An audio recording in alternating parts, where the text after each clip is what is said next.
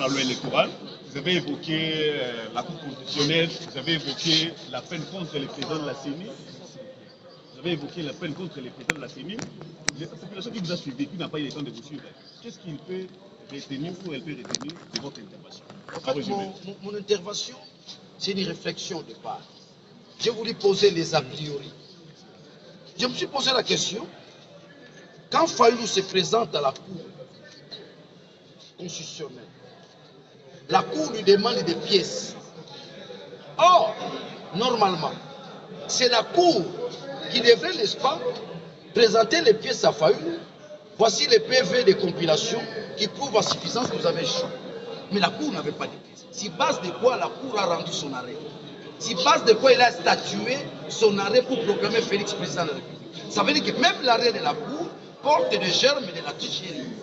Parce que la Cour, a priori, devrait, n'est-ce pas, démontrer à Fayulu, voici les pièces à notre possession. Ces pièces démontrent que réellement, c'est Félix qui a été élu. Et nous allons rendre notre arrêt. Vous me saisissez? Mais quand la Cour rend l'arrêt, il rend l'arrêt sur base de quoi? Quelles sont les pièces à sa possession? Normalement, la loi est très claire là-dessus. Une fois, n'est-ce pas, nous allons aux élections, la CENI doit transmettre, n'est-ce pas, les pièces la CENI doit transmettre les pièces à la Cour. Évidemment, j'ai utilisé un langage beaucoup plus direct. C'est comme ça que vous avez constaté les uns et les autres crier dans la salle. Je ne veux pas des irrégularités. Ils n'aiment pas les concepts de tricher. Ils n'aiment pas ça. Mais c'est, mais restons objectifs. Donc, dorénavant, si la Cour doit statuer, il doit déjà avoir, a priori, les PV de compilation. Sur base de ça, la Cour va statuer. Et cette fois-ci, la Cour a statué sans qu'il y ait de pièces. La réprouve à cela parce que la Cour pose la question à Fayulu. Apportez-nous les pièces. Ce n'est pas à Fayulu d'apporter des pièces. C'est à la Cour qui doit présenter les pièces qui prouvent à suffisance tel a gagné, tel a échoué. Ces pièces-là viennent d'où? Viennent, n'est-ce pas, de la CENI. Donc la CENI n'avait pas encore transmis les pièces, les PV de compilation à la Cour. Et sur base de quoi la Cour a rendu son arrêt? Sur base de quoi? Donc en fait, j'étais au niveau de la réflexion, au niveau de la pertinence. Nous continuons à réfléchir sur l'avenir de notre pays. Les uns et les autres ne veulent pas nous écouter. Et vous avez parlé aussi des suppléants. Pourquoi vous avez touché le point des suppléants? J'ai parlé des suppléants parce qu'en fait, la loi propose que les partis puissent, n'est-ce pas, proposer les premiers suppléants aux candidats. C'est dangereux. L'histoire nous apprend que les années antérieures, nous avons perdu autant de députés, justement parce que les premiers suppléants, voulant chercher, n'est-ce pas, prendre la place, n'est-ce pas, de son titulaire, on t'empoisonne, on te fait du mal. C'est là où est né cet aspect, que le député lui-même puisse, n'est-ce pas, se choisir son premier suppléant. Il peut faire de son fils son premier suppléant, il peut faire de sa femme son premier suppléant, il peut faire de son neveu son premier suppléant. Justement, cela garantit sa sécurité. Parce que son neveu, son fils, sa femme n'envient pas sa place. Mais le premier suppléant, ça a été démontré. J'ai fait allusion, n'est-ce pas, à l'historicité. On a perdu autant de députés qui étaient soit empoisonnés, soit accidentés, simplement parce que les premiers suppléants envisageaient prendre, n'est-ce pas, sa place. C'est pourquoi j'ai demandé que la loi ne puisse, n'est-ce pas, tenir compte de cet aspect. Que les candidats, les titulaires, puissent choisir son premier suppléant. Ceci nous garantit tous qu'on ne puisse pas perdre autant de députés. Il y a beaucoup d'aspects. Je prends un cas par exemple. Les agents de la CENI doivent être considérés comme étant des fonctionnaires de l'État. Au cas où il y a fraude, cet agent-là doit être arrêté, puni, 10 ans de prison. Le président de la CENI, il doit y avoir aussi, n'est-ce pas, une loi qui traduit, au cas où il y a fraude, il doit être arrêté. Parce qu'à ce moment-là, il y aura ce que nous appelons la haute trahison. Et lorsqu'il y a haute trahison, il doit y avoir des peines là-dessus, 10 ans de prison. Lorsqu'il n'y a pas un caractère contraignant à ceux qui organisent, n'est-ce pas, les élections, ils peuvent se comporter comme ils veulent. Et la loi doit agir là-dessus, prévoir les infractions. Tel comportement, telle infraction vous entraîne à telle, n'est-ce pas, punition. Non, on ne fait pas l'histoire. J'ai fait une aventure de nouvelle. Merci beaucoup. Honorable Lingala, pour résumer sur la Lingala, ni basiba Congolais basimba par rapport il y a na Lingala na talisi bandeko na ngai pamba te bala mingi tokendaka mozindo te ngai nake mozindo na talisi ete likambo ya Fayulu na Tshisekedi ntango kura alobi te Fayulu yo échoué Tshisekedi mutaleki président Fayulu akokende epai ya bazuzi kotalisa bango ete ngai mutu nalongaki bongo bazuzi bakotuna Fayulu mutuna wapi bapreuve ozana mais ndeko Fayulu azalaki na bapreuve te esengelaki nde ye nde seni azala na bapreuve wana ye nde kura azala na bapreuve kura akozwa bapreuve wana seni mutu akotindela ye bapreuve les compilations ozala na ngai mais seni atindelaka ye te sur base de quoi ye azwa arrêt ya kokomisa Félix président parce qu'il n'y avait pas de pièces ozala na ngai yango na talisi na bite même arrêt wana ya cour ezalaki bongo na mbilinga yango tolingi na mikolo mikoya so toke na maponami seni esengelaki to esengeli atinda bapv deja kuru azala nango ntango tozokende mapona tozokende kosamba kuru nde mutu akosunga biso mpona kotalisa biso ce qu'on appelle les pièces au cas où il y a irrégularité pour ne pas parler de la tricherie pas bango so bakoki tricherie nde otimi bango loko na nzoko nalobi likambo basiplia pamba te mobeko basalaka yango ntango poso ezali na eleko oyo poso ezali nini tokubisa bomoto tokubisa bwanya na bosaleli politike na biso na mboka ndenge balobi na lokota français la maturité politique mais attention nous n'avons pas encore atteint ce niveau là c'est un processus lelo oyo bayakala mingi bakufi lelo baza na sa mabele pamba te parti epesi premier siple akomotala mobeko olobi nini soki titulaire na nga akufi nga nakomi esika wana tika naboma ye nga moko namelaka supu wana ndakala nga moko naliaka fufu wana e beaucoup sont morts ebele bakufa bongo lelo bolingi kozonga sula likambo wana tika ye moko titulaire apona nde na kozala premier siple na ye pamba te esika omwana na ye esika omwana kasi na ye akozwaka liwa te nde tosalaki likambo wana donc likambo ba premier siple batika moko ezala likambo su na beti mbela baja aseni esengelaki bongo ntango nyonso so toke na maponami pv oyo akotikala seni ye patika na pv moko pamba te ti ya prise en partie toki kobenga mpe aja aseni yaka mpe na pv na yo ozolalanga na betise te na likambo ya 10 ans condamné oui il faut la condamner de 10 ans parce que c'est la haute trahison quand il y a fraude électorale même ye ndeko na biso aseni soki toke na mapona eki ya fraude faut to prévoir mobeko elobi nini fraude esalami président aseni bobombela ngai kuna 10 ans na makala bokokitisa yango te bokodiskute yango te ekosala ete maponami tokokendaka bayeba komema biso na maponami babanga na likambo wana na betise te na likambo moko lisusu mingi détermination ya bato ah merci ndeko nanga oza moto mayele na betise te na likambo kotalisa te esika nini fraude ebanda oyo babengi na lokota français de bourrage électoral chaque bureau de vote esengeli bongo mobeko edéterminé bureau bato bakovote mpo bazala 300 au-delà ya 300 bakovote te pamba te ntango batie bureau motu nyonso oya kovote esika nde bato bayaka basali babourrage mais soki tolobi chaque bureau de vote notamment na circonscription d'État Moamba, chaque bureau de vote 300 personnes. Ceux qui 300 bakoki, on voter sur le bureau, on peut voter. On est allé moko makambo to soulever pour la rotali cette tricherie to diminuer. Pour bourrage ça la malama pour na minamboka na biso. Na somme, na mao. Mais yambala oyo. Toke na mapona mina malamu. Ceux qui toke na mapona mina ndekelo ngana na chamba tu. Ngabazala, ngala za mboka komi on dirait yo. Na biso élection 2023, j'ai pris le Seigneur. Nous sommes ensemble. Pour comment on est dans le pouvoir, on a triché, on a été député, on a sala bonga safu na lobby. On a safu na 2023. On a démontré bino qu'on atteint des maturités politiques. Pour qu'on meka na tricherie na 2023, hein? Et banane na Kinshasa. Ça je vous dis, que banda na Kinshasa, je vous mens pas. Je vous donne ma parole, que banda na Kinshasa. Hein? Et que banda na Kinshasa donc tout kene na nenga semu.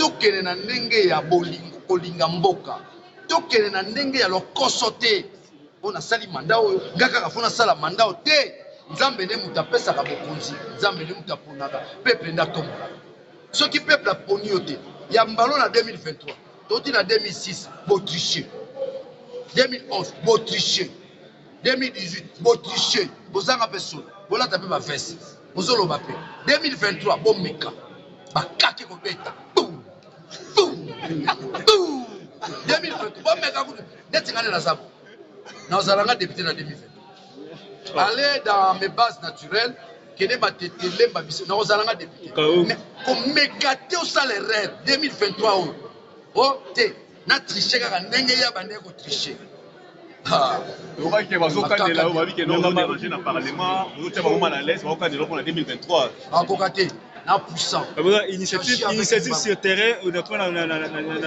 mwamba ezali te toujours na mwamba je vous promets je n'aurai pas moins de 50 tomoni opération funda kuluna na matete opération funda kuluna na matete ola mambamba kino tuna kitu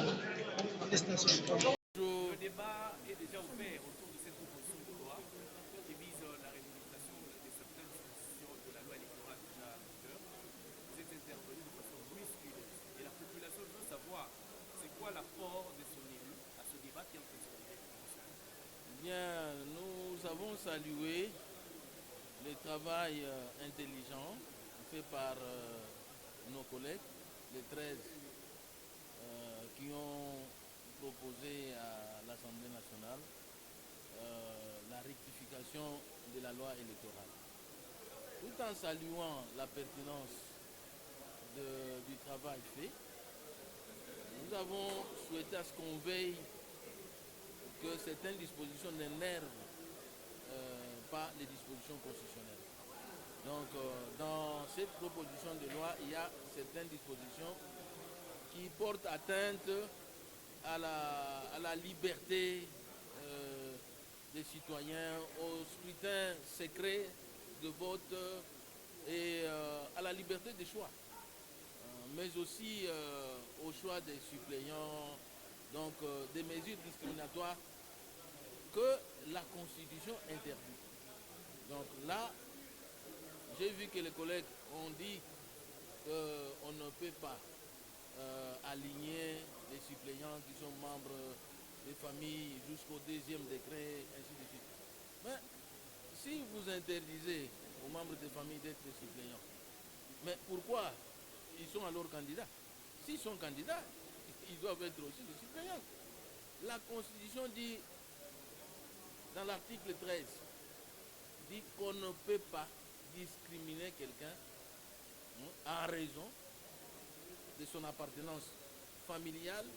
Donc même une loi, la Constitution dit une loi ne peut pas interdire quelqu'un de discriminer en raison de son appartenance familiale, religieuse, etc. Donc on lit l'article 13. La problématique de la corruption pendant la campagne électorale.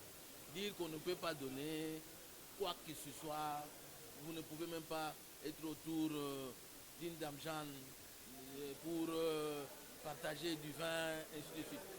Mais non, nous avons les coutumes chez nous, où pour accéder au pouvoir coutumier, vous devez prouver que vous avez donné.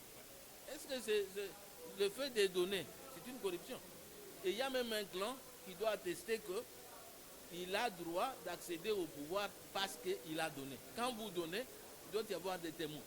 Des témoins qui attestent que oui, il a donné, il a droit d'accéder au pouvoir, de prendre le pouvoir. Alors, ce sont nos habitudes. Qu'on me dise, dans le monde occidental, les millions et les millions d'argent qu'on dépense pour la campagne électorale. On a suivi en France.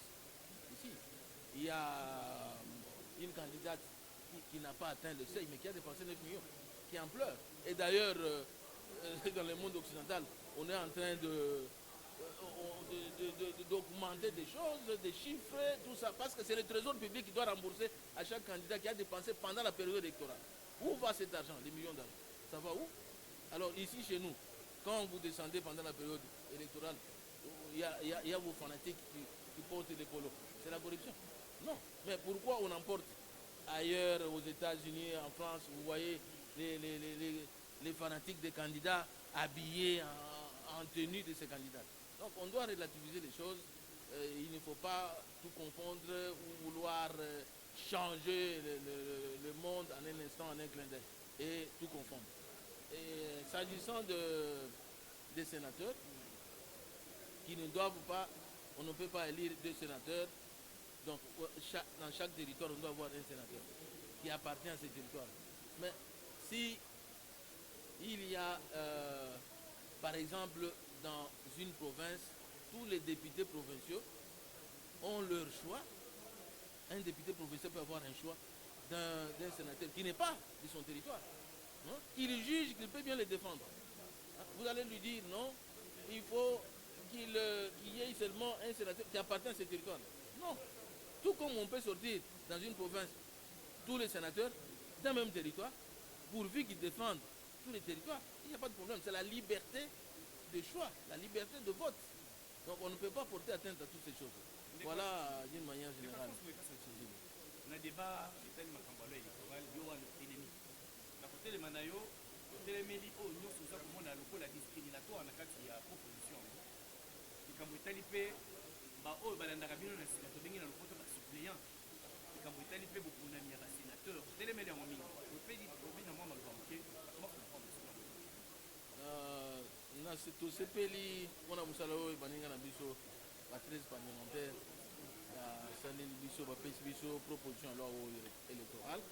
Mais na kati ya loi wana bamesure moko ezali discriminatoire oyo constitution aboyi baboya moto kopona moto accéder na fonction publique soki azo appartenir na famille, na religion, constitution eboyi yango na article 13.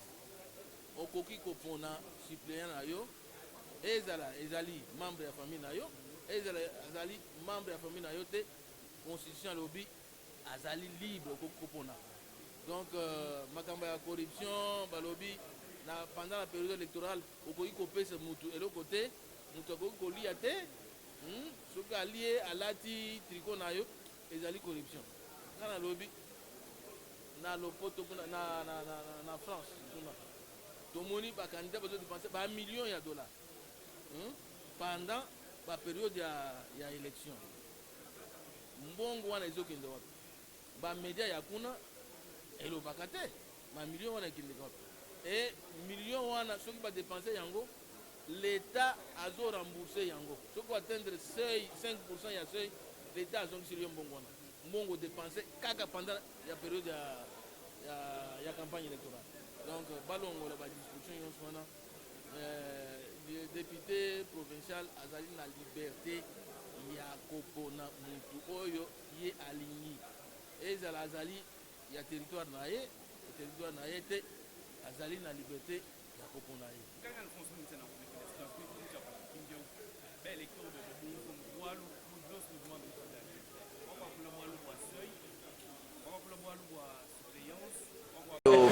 Matali quota recevabilité à 60%. Donc il y a un effort remplacer seuil. Pambaté seuil et puis si c'est ni possibilité qu'on ne verra arbitrer. Qu'on a même la liste on va atteindre on va lui atteindre en hauteur. Et même dans le niveau cour constitutionnel, on va être victime de seuil, on a une difficulté à prouver. C'est ce qui fait que le juge à cour constitutionnelle a statué qui n'a suivant désir d'un personnel. Ensuite c'est ça, dans le mingi mambi matali mode de scrutin. C'est très dangereux. Va changer un bon côté. Bon de temps on va te changer mode de scrutin. Or ce changement de scrutin beaucoup peut bouleverser représentation politique na Congo. Proportionnel tout temps on depuis San City. Proportionnel permettra équité et permettra diversité, permettra représentativité. Ceux qui ont le majoritaire, ils ont favorisé les candidats. Et la majorité en Grande-Bretagne ont favorisé les partis. On va proposer de favoriser les candidats. La majorité très émettée et une majorité disparate. On crée la tension, la trouble et la transhumance politique sera au rendez-vous.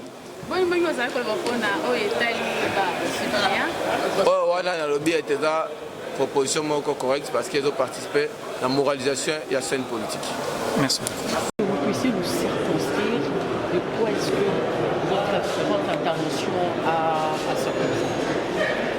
Bien, vous savez que nous discutons de la loi électorale. C'est une loi très importante pour la tenue des élections dans notre pays. Vous êtes sans ignorer aussi que nous venions de tenir dans notre pays 3 cycles électoraux. Ces 3 cycles électoraux nous ont permis d'acquérir une expérience très confortable pour améliorer l'avenir électoral de notre pays si la volonté politique y est. C'est pour cette raison que nous sommes intervenus pour exhorter nos collègues d'utiliser cette expérience connue de 3 cycles électoraux pour améliorer le processus électoral dans notre pays. Nous avons aussi souligné le fait que ce ne sont pas nos lois qui sont mauvaises en soi, mais ce sont les hommes, ce sont ceux qui utilisent ces lois qui ne sont pas correctes, qui utilisent très souvent ces lois en violation flagrante de ces mêmes lois. Et donc, nous devons nous utiliser au jour d'aujourd'hui notre génie pour produire une loi, comme l'a dit le président de la République dans son discours d'investiture, qui tient compte de nos réalités à nous, qui nous apportera, une loi qui nous apportera la paix après chaque tenue des élections et non la violence. Et donc, pour y arriver, il faut extirper de la proposition de loi tout germe de conflit. Extirper de la proposition de loi ce que nous avions dû remarquer comme pépinière de la fraude électorale, ce que l'on appelle aujourd'hui le seuil des représentativités. Il faut faire sauter cette histoire de ne pas voir un membre de la famille être à la suppléance. Non, ça énerve l'article 13 de la Constitution. Il faut baisser la caution. Ça énerve aussi l'article 13 de la Constitution. Et donc, nous devons garder les acquis de 2006. Le mode de scrutin, la proportionnelle. Parce que nous sommes un pays post-conflit, nous ne l'oublions pas. Et ceux qui nous ont agressés l'autre fois disaient que c'est parce que certaines communautés étaient exclues, voyez, du processus électoral. Et donc, gardons la proportionnelle qui permet cette représentativité des différentes couches de la nation. Ça va permettre, on sait que nous soyons au niveau de l'institution politique, toutes les couches de la République démocratique soient représentées. Ça nous permet de consolider notre jeune démocratie, de consolider la paix et les acquis démocratiques dans notre pays. Voilà en grosso modo ce qui a été la quintessence de notre intervention. Je crois qu'on a beaucoup ce phénomène là. Bon, pour discuter, nous avons discuté débat général sur proposition de loi électorale. Et donc, Bisso peut intervenir au Tétolo Baguet, Namboka Nabiso aussi obtenir 3 cycles électoraux. 3 cycles électoraux, on a expérience aujourd'hui pour acquérir et pour permettre Bisso au Tétolo Bongisa venir élection Namboka Nabiso. Et là, on est dans votre monde qui a 3 cycles électoraux. Tout le monde qui était par exemple, sur les cycles, tout le monde qui est en 2006, il y avait Maluma la Kondizaki, tout ça qui quand même une élection acceptable. Il y a Landaki Wana, 2011, banditisme bandit. Il doit tenir à binomo au monde qui n'est terrorisme électoral. Parce qu'il n'est pas explicable que Seni, par exemple, a fait sa numéro pour une petite campagne Nango et jour élection, numéro à Nezali Sociayote. Aux hommes, et donc, l'expérience en alliance, il faut que Zwango, pour te servir du saut de l'élection. P, Tolobi et Nambo Canabiso, et Zaka Kabalwan des Amabété. Bateau. La loi est ça qui toque. Mais bateau, tous on n'a pas appliqué la loi, mais quoi na, bangonde, ça faut appliquer mais côté. Et donc il faut toi intérioriser les dimensions. Et en plus de l'objectif, Tout ça, la loi, ils ont exclure au profit de tout ça, la loi, ils ont sangisa bana nyonso ya mboka biso tout se retrouver inclusivité ezala na loi.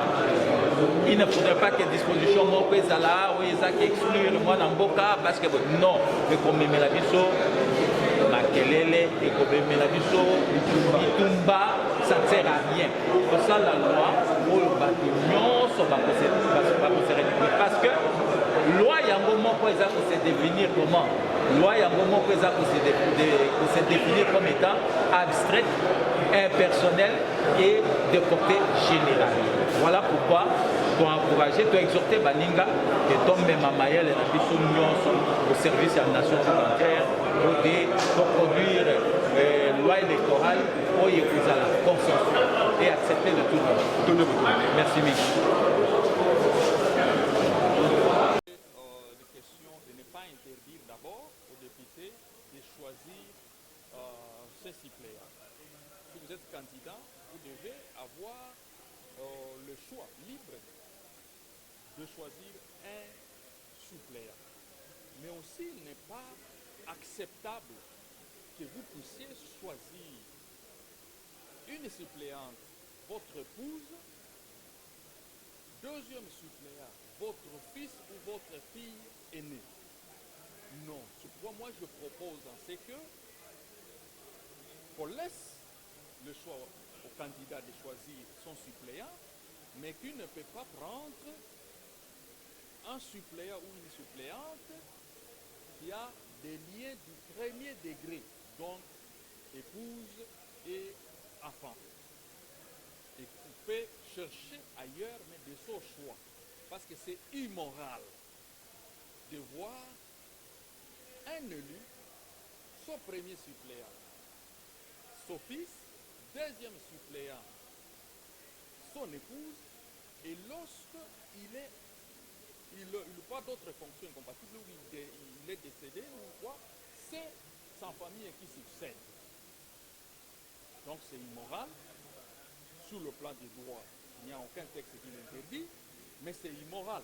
Et nous pouvons limiter ça au premier degré de parenté. Et les second degrés, on peut choisir. Votre préoccupation, c'est par rapport au conseil, vous voulez qu'on maintienne l'essai dans cette loi? L'essai en 2016 à 2014, j'étais contre cet essai. Mais après les élections, j'ai compris que l'essai de 1% a fait qu'on puisse se rassembler, on puisse entrer dans des grands rassemblements et pour faire la politique à groupe. Tu sais, le problème de la RDC, c'est le problème des conflits ethnico-tribal. Mais avec l'essai, l'essai nous avait amené à se mettre ensemble pour gagner les sièges. Donc, moi, je ne suis pas totalement contre l'essai de 1%. Dire que vous allez exiger aux gens de réaliser les 60% des candidats, moi, je ne suis pas d'accord. Parce que quelqu'un peut réaliser l'essai de 1% avec même du député. Je prends le cas de l'INC à l'époque. Donc, déjà, un candidat avait réalisé presque l'essai. Donc, vous pouvez réaliser l'essai, même vous êtes deux, vous réalisez l'essai, et vous allez donner 60% des candidats. C'est très difficile parce qu'il faut payer la caution. Et vous savez, nos partis, comment ils fonctionnent. Les partis ne sont pas financés par l'État. Donc, c'est pourquoi je dis, je ne suis pas totalement contre la suppression du CEL. Parce que vous avez plaidé pour l'effacement du nombre de sénateurs. La population congolaise est retenue pour votre intervention aujourd'hui concernant la modification de l'électorale. C'est une intervention à deux niveaux.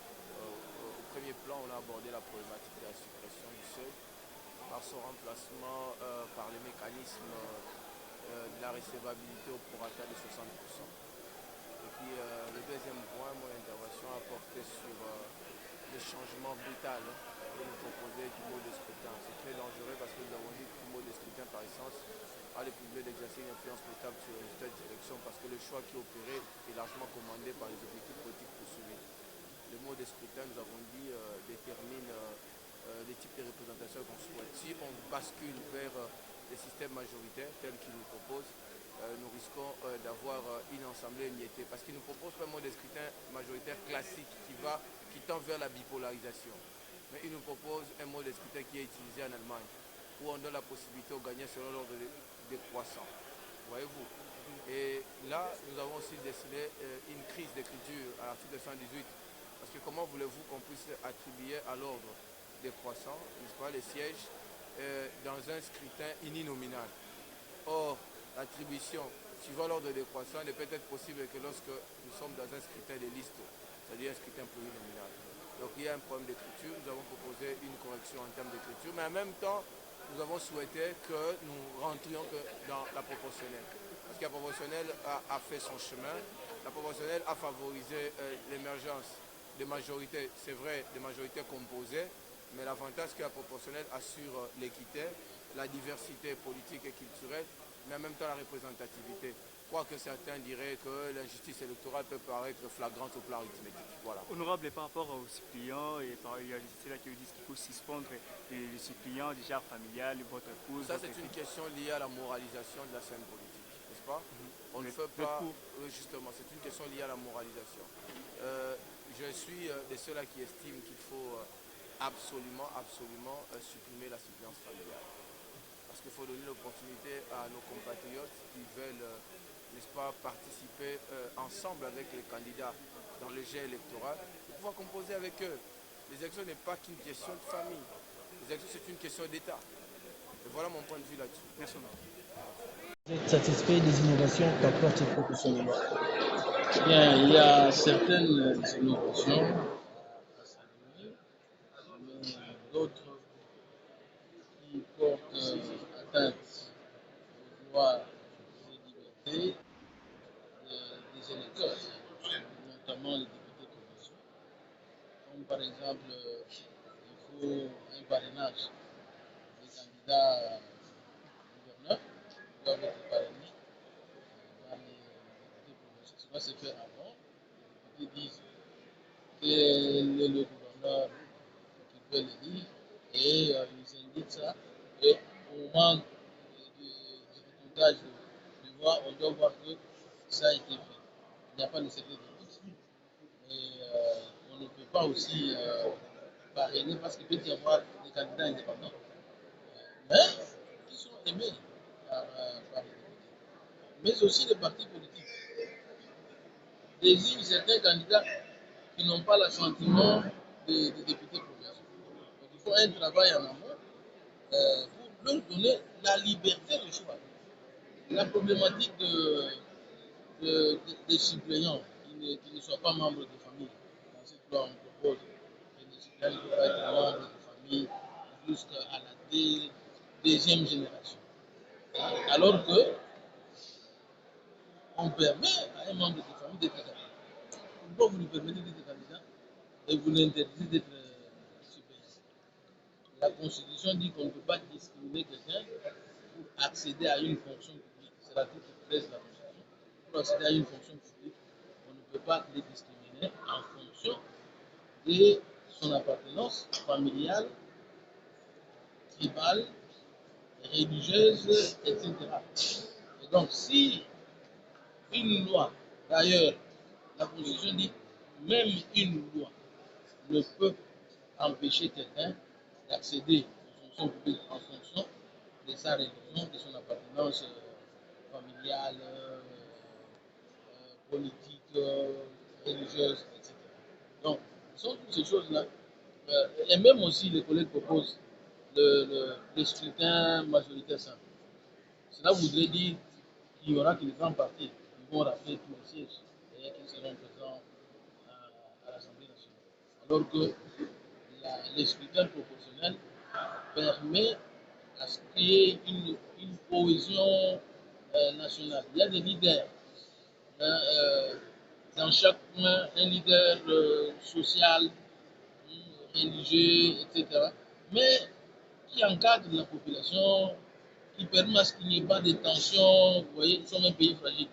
Donc, cette proposition de la majorité simple, discuter la majorité simple, va défavoriser la cohésion nationale, va favoriser les grands partis au détriment des partis qui font que le Congo vive dans la cohésion de la paix sociale. Dans la liste des propositions, le GTL souhaite qu'un candidat ne se présente pas à plusieurs niveaux, soit au niveau provincial et national. Comment est-ce que vous réagissez à cela? Non, je suis contre. Donc, il propose plutôt au même scrutin. Donc, un candidat ne peut pas être, par exemple, député national à Kinshasa, député national à Moussouba et député national. C'est ce qu'il propose. Ça, je suis tout à fait d'accord. Mais interdire au candidat d'être candidat député provincial, candidat député national, candidat sénateur, ça, je juge que ce n'est pas, c'est enfreindre à la liberté de chaque Congolais. Donc je suis libre de me présenter, pourvu que ça ne soit pas incompatible. Donc, et là, ils vont plus loin dans ce qu'ils disent dans leurs propositions, en voulant créer un monde nouveau, alors qu'il y a les habitudes. Par exemple, en parlant de la corruption, on dit que pendant la période électorale, on ne peut pas donner faire un don, même du vin, quand vous vous asseyez autour du vin, d'une dame, et vous buvez, vous avez corrompu. Ça, c'est très grave. Alors que nous voyons, quand dans le monde occidental, il y a de grosses sommes qui sont dépensées par des candidats pendant la période électorale. Et ces sommes sont remboursées si vous atteignez les seuils. Par exemple, en France, vous atteignez 5% du seuil national, on vous rembourse ce que vous avez dépensé pendant la période électorale. Et c'est toutes ces sommes, de grosses sommes d'argent, en termes de millions de dollars, sont dépensées à quoi? Dans le monde occidental. Mais ici, chez nous, même pour accéder au pouvoir coutumier, il faut prouver que vous avez donné. Vous avez donné quelque chose. Il faut qu'il y ait un clan qui atteste que, effectivement, cette personne a donné quelque chose pour accéder au pouvoir. Ce n'est pas la corruption. Il y a la manière de vivre, on peut appeler ça donation. Donc il faut relativiser les choses. Il ne faut pas...